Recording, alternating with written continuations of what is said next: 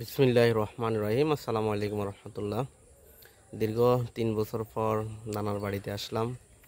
অর্থাৎ নানার বাড়ি সবচেয়ে মজা থাকে নানা এবং নানু বেঁচে থাকলে। আজকে আমার নানাও নাই, নানুও নাই, তো এই জন্য তেমন মজাও নাই। একা একা ঘুরতেছি, তেমন ঘুরার কেউ নাই। এটা হচ্ছে সাপুয়া গ্রাম, আর অনেকে এটা চিনেন। এটা হচ্ছে দেখেন কি সুন্দর সবুজ সমারোহ ধান ক্ষেত।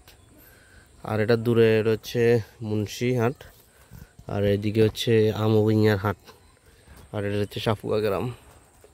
তো আমার বন্ধু বান্ধব যারা আশেপাশে আছেন অবশ্যই যদি থাকেন নক করবেন। আজকে আসছি নানুর বাড়ির থাকার লাই, ঘুরার লাই। প্রাকৃতিক সৌন্দর্যটা অনেক, আবহাওয়া অনেক সুন্দর, সূর্য আস্তে আস্তে অস্ত যাচ্ছে।